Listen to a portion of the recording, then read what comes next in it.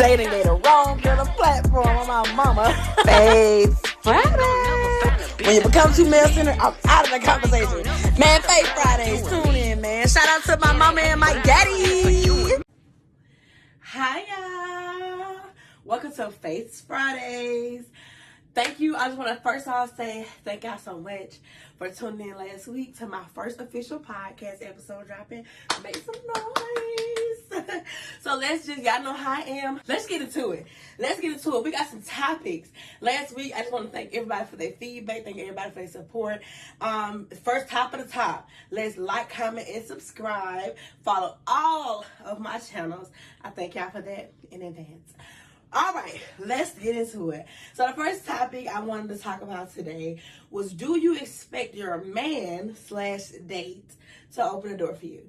And this topic came up, y'all, honestly, because I had seen people that like go on a first date, like it's like one girl did a story time where it was like pouring down raining, and the guy just like, pulled up. He didn't get the car. He didn't open the door for her. And I just wanted to see, like, how do y'all feel about that? Me personally, I think chivalry is not dead. I think people have downsized chivalry or minimalized chivalry. Like, oh, it's not that serious. Oh, it's okay. No, it is that serious. No, it's not okay. If the whole point of a man-woman type of relationship is for the man to be the provider and the protector, and then the woman to be more submissive, carer, and the nurturer. So we both supposed to come with things. And if I can't even expect you to do so much on the first date as to open the door for me, what are we really doing? What are we really doing? Opening the door for me, fool? You can't get out the car, come around, and open my door for me? That's crazy. That's insane. So it's just like, I think with dating, to piggyback on what we was talking about last week, the dating game has become so watered down. I be telling my friends that's like dating now that I really hate that they're going through this, because when I was in that stage, when I was dating, baby, I didn't call no stops. I didn't play. Like, I did not play. It's a pecking order around this mug. You're gonna do what you're supposed to do when it comes to me. I'm sorry. I don't play by me. So I just hate this new dating world, because now in this dating world, men do not feel like they should have to open the door for you. Men don't feel like they should have to, call and ask you how your day, check up in on you. Like, men wants to just meet you, sleep with you, and then I'm gonna hit you up. We're gonna talk when we talk. So that's just my question. What's y'all opinion on that? Do you think that your man should open the door, or your date should open the door for you on your first date? Let me know. Let me know in the comments. Hey, on this video, let me know in the comments right now, as you're watching this, do you feel like your date or your man should open the door for you? That's going into restaurants, that's going out of stores, that's getting in and out the car. Do you feel like a man should hold the door for you? Because I feel like if you don't feel like a man should hold the door for you, you feel like a man can walk you like a dog. That's just my opinion. Hey, don't shoot the messenger. The next thing, oh my gosh, what are we doing to get a husband? What are we doing to get a husband? I know that everybody has been seeing this rhetoric on TikTok of people having the big debate is, you don't have to cook to get a husband. You don't have to clean to get a husband. You don't have to take them on dates to get a husband. Well, what do you have to do to get a husband? It's really people that's just out here thinking, oh, I look good. I'm pretty.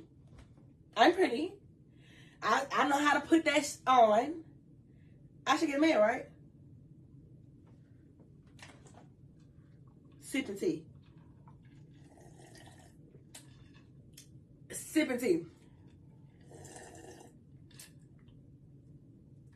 Like crickets.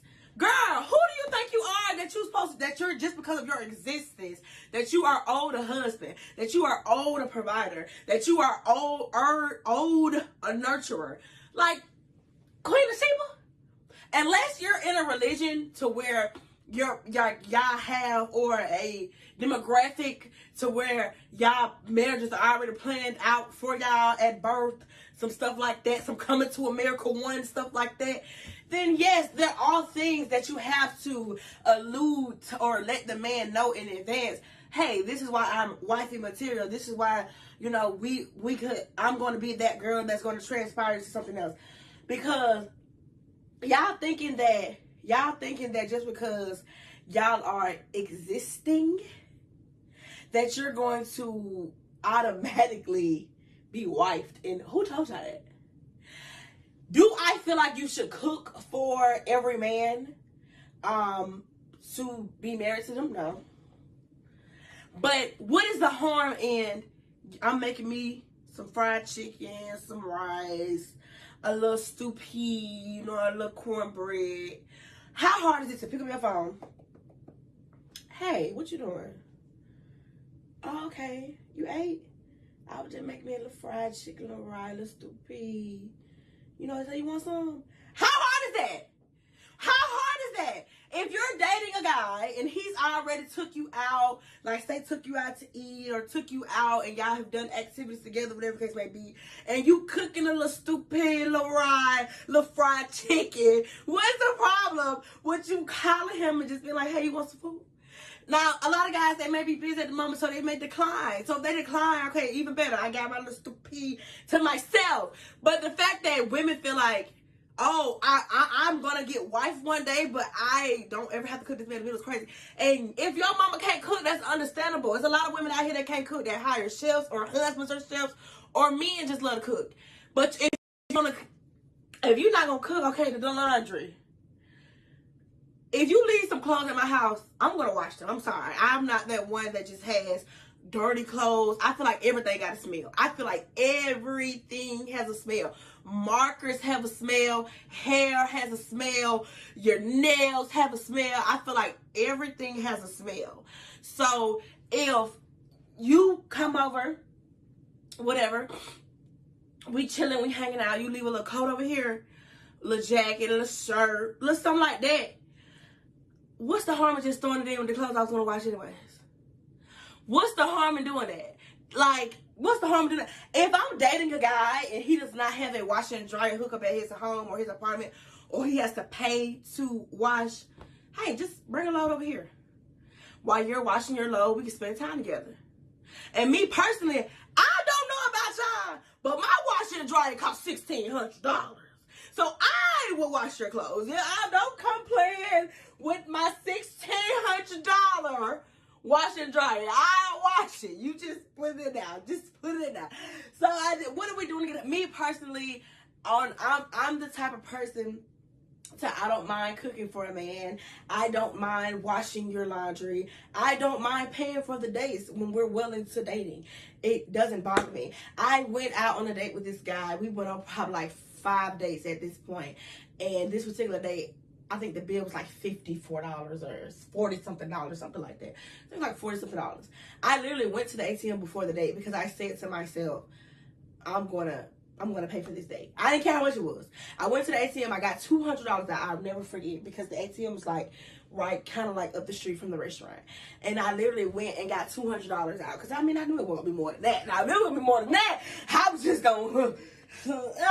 But we went on like 5 dates at this point, and every single date we went on, he paid for it. He gave me lunch money throughout the week. Like he just was a very like, okay, you're a man, boo. So on this particular date, I was like, I'm gonna pay for it. I didn't say nothing.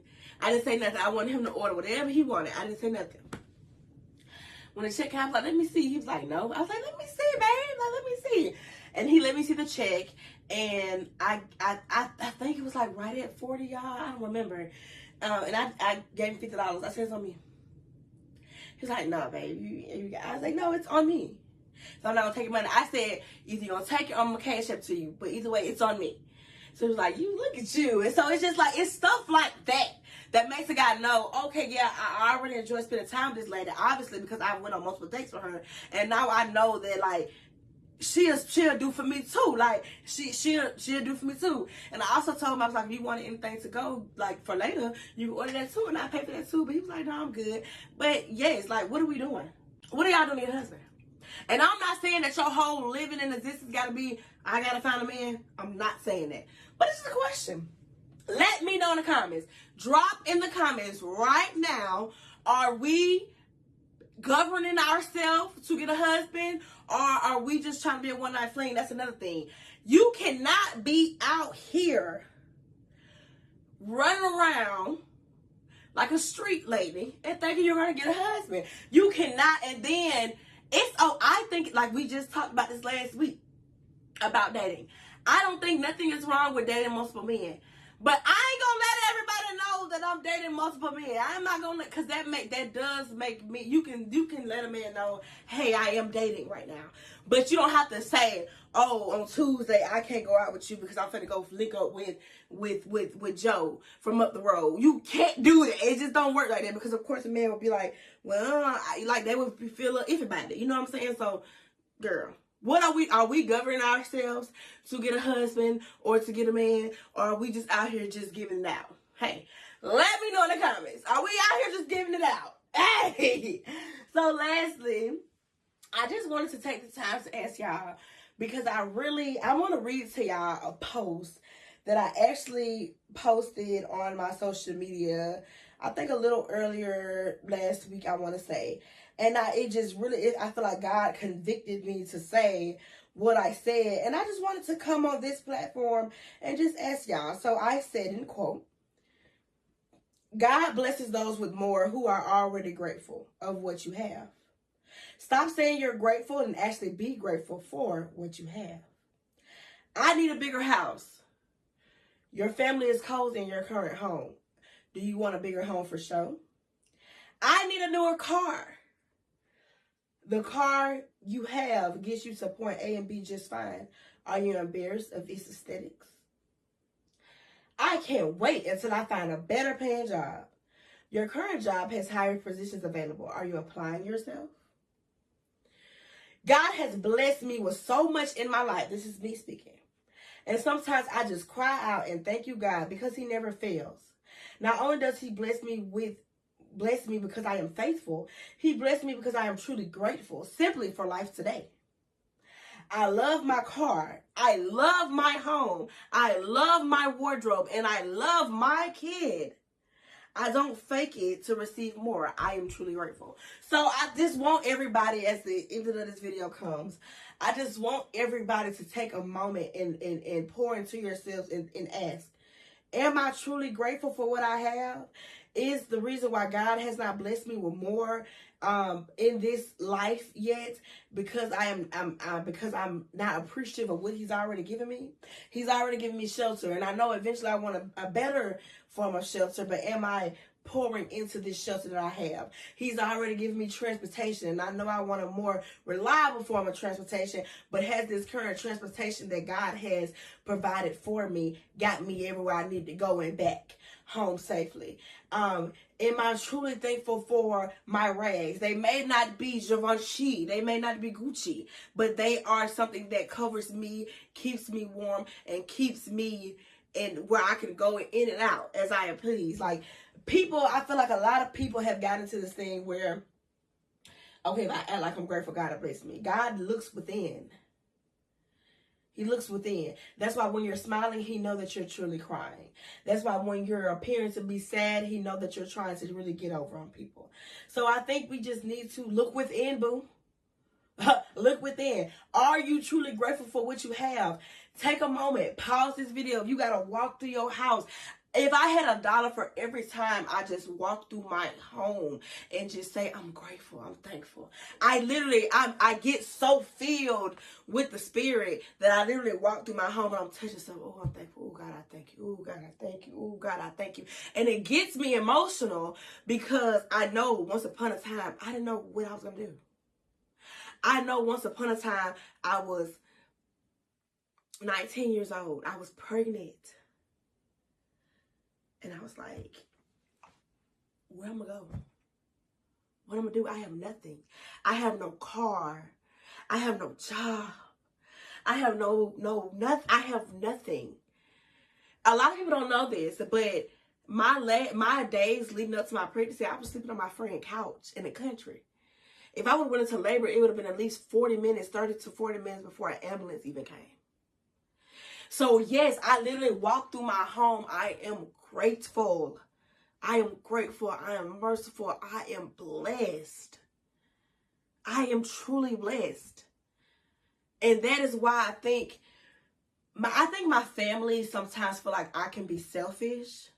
But I'm only selfish because I know if I pour into you, if I pour into you when you're not even pouring into yourself and take away from me, and God forbid I lose it all, this power shuts off, this house, these furniture goes away, these bills go unpaid. I know if I lose it all, I will be on somebody's couch while you're warm and snugly in your bed.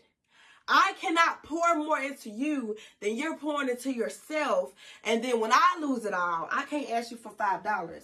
So I think it don't matter how much money I make. It don't matter how much successful that I get. My mindset always kind of reverts back to you were 19 and you were pregnant and you were sleeping on somebody's couch and you were days away from going into labor and you had nowhere to go. And you had, and literally like you were living off of a little bit of money that you had saved up from when you was able to work. You weren't able to work at the beginning of your pregnancy because you were so sick. You finally got a job, but then you got too big and pregnant and overwhelmed and you quit it. So it's just like, I'm not going back to that. Which I can tell Steve, I'm not going back to the strip club. You can't send me back to the strip club because I'm not going back. But yeah, so that's it. We ain't gonna get emotional. We ain't gonna get too much into it. I want y'all to like this video. I want y'all to repost this video to y'all stories on Facebook, on Instagram, on Snapchat. I want y'all to drop the links under people comments. Anybody write this post and say, I want to get into a good podcast, send me your girl away. It's Faith Friday.